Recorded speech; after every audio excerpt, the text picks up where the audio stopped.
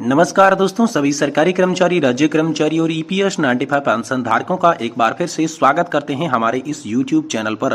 दोस्तों, इस वक्त की आप सभी पेंशन धारकों के लिए बहुत ही महत्वपूर्ण और इम्पोर्टेंट खबरें निकलकर सामने आ चुकी है, जिसके बारे में दोस्तों आज की इस वीडियो के अंदर बात करने वाले हैं। जी हाँ दोस्तों, पहली और इम्पोर्टेंट खबर की बात करें तो दोस्तों आप सभी के लिए महंगाई भत्ते को लेकर बड़ी खबर निकलकर सामने आ चुकी है। जी हाँ दोस्तों, AICPI इंडेक्स जो है उसका आंकड़ा दोस्तों फरवरी और मार्च का सामने आया है। जुलाई 2024 से डीए में दोस्तों 55% होगा या फिर मर्ज होगा। तो आखिरकार कितनी सैलरी आप सभी की बढ़ने वाली है और कितनी आप सभी को पेंशन मिलने वाली है, इसके बारे में बात करेंगे, क्योंकि डीए और डीआर को लेकर दोस्तों बड़ी खुशखबरी आई है।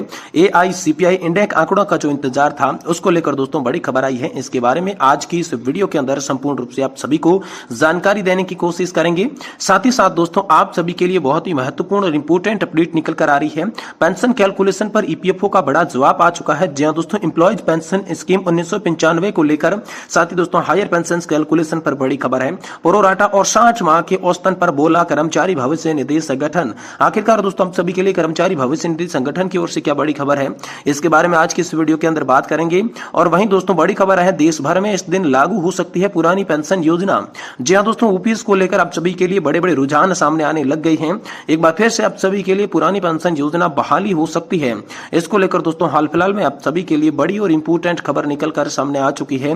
इसके बारे में भी दोस्तों आज की इस वीडियो के अंदर संपूर्ण रूप से जानकारी आप सभी को देने की कोशिश करेंगे। साथ ही दोस्तों 2016 से पहले की पेंशन धारकों की बढ़ गई पेंशन में दोस्तों संशोधन का आदेश आप सभी के लिए जारी हो चुका है। खुशखबरी है, 2006 के पहले के रिटायर्ड पेंशन भोगियों के लिए बढ़ गई पेंशन। यहाँ पर जो है कितनी बढ़कर आप सभी को पेंशन मिलेगी, इसके बारे में दोस्तों संपूर्ण रूप से जानकारी आज की इस वीडियो के अंदर देने वाली है। इसलिए आप सभी पेंशन धारकों से निवेदन करते हैं कि दोस्तों आज की इस वीडियो को आप लास्ट तक जरूर देखिएगा। साथ ही अगर चैनल पर पहली बार विजिट कर रहे हैं तो दोस्तों चैनल को भी सब्सक्राइब कर लीजिएगा। तो चलिए बिना किसी देरी के वीडियो के अंदर खबरों का सिलसिला शुरू करते हैं। जी हाँ दोस्तों, पेंशन को लेकर बड़ा कैलकुलेशन सामने आया है। इसमें दोस्तों ईपीएफओ ने बड़ा जवाब दिया है। एम्प्लॉय पेंशन स्कीम 1995 को लेकर हायर पेंशन से जुड़ी कैलकुलेशन के साथ बड़ी खबर निकल कर आ रही है। प्रोराटा और 60 माह के औसतन पर कर्मचारी भविष्य निधि संगठन बोल चुका है। जी हाँ दोस्तों, ईपीएफओ के मुख्यालय से यहाँ पर एडिशनल सीपीएस पेंशन अराजकता जग्गी ने अब जवाब दिया। साथ ही स्कीम में मॉडिफिकेशन की 2 पेज पर हुआ था। पहला प्रोराटा के आधार पर होगा, दूसरा 12 माह के बजाय 60 माह के एवरेज पर, ताकि एक एवरेज पेंशनेबल सैलरी मिल पाए। जी हां दोस्तों, ईपीएस 95 हायर पेंशन कैलकुलेशन को लेकर कई सवाल उठाए जाते रहे हैं। हायर पेंशन वेज पर अंशदान देने और न्यूनतम सीमा तय करने पर सवाल उठाया गया है। इसी को लेकर कर्मचारी भविष्य निधि संगठन से बड़ी खबर आ रही है। एम्प्लॉयज पेंशन स्कीम 1995 से जुड़े सवालों का जवाब अब आधिकारिक रूप से यहाँ पर जो है आना शुरू हो चुका है। दोस्तों यहाँ पर जो है ईपीएस 95 हायर पेंशन की गणना पर यहाँ पर जो है कर्मचारी भविष्य निधि संगठन का बड़ा जवाब आ चुका है।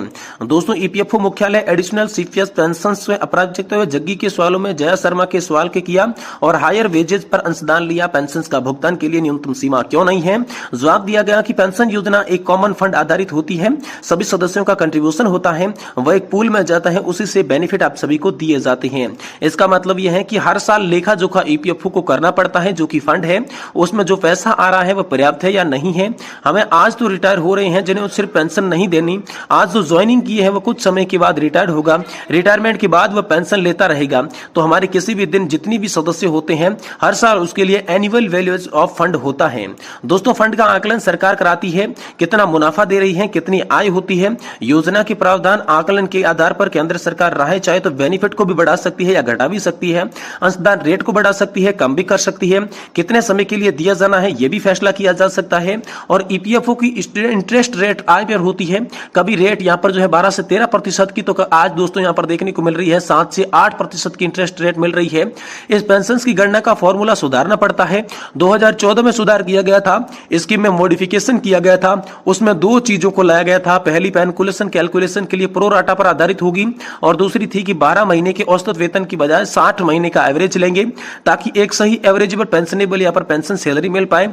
इसके आधार पर तय किया गया। दोस्तों एडिशनल सीपीएफ पेंशन अराजकता जग्गी ने कहा कि बहुत से ऐसे सदस्य हैं जिनकी शुरू में आय अधिक होती है, उम्र बढ़ने से वेतन कम होता है, ऐसे में लोगों की एवरेज लेते हैं तो वह सही से नहीं आ पाता है। और साथ ही सुप्रीम कोर्ट ने सभी मॉडिफिकेशन पर मोहर लगाई थी। ईपीएफओ का दावा है कि सुप्रीम कोर्ट ने सभी मॉडिफिकेशन पर मोहर लगाया था। हम इसी आधार पर पेंशन दे रहे हैं। जो लोग हायर पेंशन का आवेदन किए हैं उससे बिना पूछे higher pension salary contribution pension fund में नहीं डाले जा रहे हैं। डिमांड लेटर दिया जा रहा है, आपको तय करना है कि पैसा जमा करना है या फिर नहीं। लेकिन यह वैकल्पिक योजना है, बाध्यता नहीं है कि अंशदान देना पड़ेगा। अगर आपको लगता है कि पेंशन कम बन रही है तो दोस्तों आप बाध्य नहीं है, इसमें अंशदान दे सकते हैं और अपनी पेंशन बढ़वा सकते हैं। इसको लेकर दोस्तों आप सभी के लिए बड़ी खबर निकलकर सामने आ चुकी है। वही दोस्तों आप सभी के लिए बहुत ही महत्वपूर्ण खबर है, महंगाई भत्ते को लेकर आप सभी के लिए बड़ी खबर आई है। दोस्तों जुलाई 2024 से डीए होगा 55% या फिर आप सभी की सैलरी और पेंशन के अंदर किया जाएगा मर्ज। तो दोस्तों इतनी बढ़ेगी सैलरी और पेंशन, आखिरकार दोस्तों कितनी सैलरी और पेंशन बढ़ेगी, इसके लिए दोस्तों प्रेस रिलीज जारी हो चुका है। यहाँ पर AICTI इंडेक्स जो है वो भी दोस्तों जारी हो चुका है। तो डीए और डीआर को लेकर क्या खुशखबरी आई है, जुलाई में महंगाई भत्ता सीधा फाइनल होने वाला है और कितनी पेंशन और सैलरी बढ़ने वाली है, खुशखबरी आप सभी के लिए क्या आई है AICPI इंडेक्स आंकड़ों को लेकर, इसके बारे में चलिए आज की इस वीडियो के अंदर मुख्य रूप से जानकारी आप सभी को देने वाले हैं। इसलिए आपसे निवेदन करते हैं कि दोस्तों वीडियो को आप लास्ट तक जरूर देखिएगा। दोस्तों कर्मचारी यहाँ पर जो है कर्मचारी और पेंशन भोगी असमंजस में है कि मई महीना समाप्ति की ओर है, फिर भी फरवरी और मार्च का AICPI इंडेक्स जारी क्यों नहीं किया गया, इसको लेकर दोस्तों RTI भी डाला गया है। फिर भी यह स्पष्ट नहीं हो पाता है कि AICPI के आंकड़े क्यों नहीं जारी किए गए। ऐसे में सरकार की क्या मंशा जुलाई 2024 में महंगाई भत्ता देने की है या कुछ और भी इरादा है, इसको लेकर बड़ी खबर है। दोस्तों आपको बता दूं कि AICPI इंडेक्स के आंकड़ों के हिसाब से महंगाई भत्ता तय किया जाता है। साल में 2 बार 6 माही के आधार पर महंगाई भत्ते में बढ़ोतरी होती है। जनवरी जून 2024 तक कुल महंगाई भत्ता 50% हो चुका है। इसके बाद जुलाई दिसंबर 2024 तक के लिए महंगाई भत्ता कितना होगा वह दूसरी तरह डिपेंड करता है AICPI के आंकड़ों के ऊपर, लेकिन 2 महीने से आंकड़े जारी नहीं किए गए हैं। आपको बता दूं कि AICPI का आंकड़ा प्रत्येक महीने के अंतिम दिन लेबर ब्यूरो की तरफ से जारी किया जाता है। कुल 6 महीनों के आंकड़ों को जोड़कर महंगाई भत्ता तय किया जाता है, लेकिन 2 महीनों से इस आंकड़े को जारी नहीं किया गया है, जिससे जुलाई 2024 से महंगाई भत्ता कितना होगा ये समझ के परे लग रहा है। दोस्तों कर्मचारी भविष्य निधि कर्मचारी संगठनों की लंबे समय से मांग थी कि 50% महंगाई भत्ता होने के बाद उसे बेसिक में मर्ज किया जाए, क्योंकि यहाँ पर जो है 5वें वेतन आयोग ने एक बार फिर ऐसा किया था। उसी में देखते हुए सरकार इस बार महंगाई भत्ते को बेसिक में मर्ज करे। वहीं पे जानकारों का यह मानना है कि जुलाई 2024 से सरकार महंगाई भत्ते के बेसिक मर्ज करना चाहती है। लोकसभा चुनाव की समाप्ति के बाद ही इस पर आधिकारिक घोषणा आप सभी के लिए की जा सकती है। दोस्तों अगर जुलाई से महंगाई भत्ता बेसिक मर्ज होता है तो उनकी सैलरी और पेंशन में कितनी बढ़ोतरी हुई, तो चलिए इसकी मान लेते हैं कि दोस्तों किसी भी कर्मचारी और बेसिक भोगी की यहाँ पर जो है 40,000 रुपए की बेसिक है, तो 40 का 50% यानी कि 20,000 रुपए होता है और महंगाई भत्ता मर्ज करने बाद कर्मचारी की नई बेसिक 60,000 रुपए हो जाएगी। इस प्रकार नई बेसिक के ऊपर जनवरी 2025 से 4% महंगाई भत्ता मिलेगा, जिसमें दोस्तों आप देख सकते हैं यहाँ पर बाकायदा तौर पर आप सभी के लिए बेसिक और डीए के साथ साथ टोटल के साथ साथ बेसिक न्यूज और 4% डीए जो जनवरी 2025 में बढ़ेगा और इसके बाद टोटल आप सभी को कितना मिलेगा ये भी दोस्तों आप सभी के लिए यहाँ पर दर्शा दिया जा चुका है। अगर दोस्तों मर्ज नहीं होता है तो केंद्र सरकार बेसिक पे मर्ज नहीं करती है, जिस प्रकार महंगाई भत्ता मिल रहा है उसी प्रकार से महंगाई भत्ता मिलता रहे, यानी कि जुलाई 2024 से 4% की बढ़ोतरी होती है तो कुल महंगाई भत्ता 54% हो जाएगा। तो इस आंकड़े के हिसाब से आपकी सैलरी और पेंशन में कितनी बढ़ोतरी होगी चलिए आप ये भी देख लेते हैं। तो दोस्तों यहाँ पर जो है बेसिक पेंशन के अंदर बेसिक आप सभी की 40,000 मानी है और 54% डीए के हिसाब से कुल महंगाई भत्ता 21,600 रुपए मिलेगा।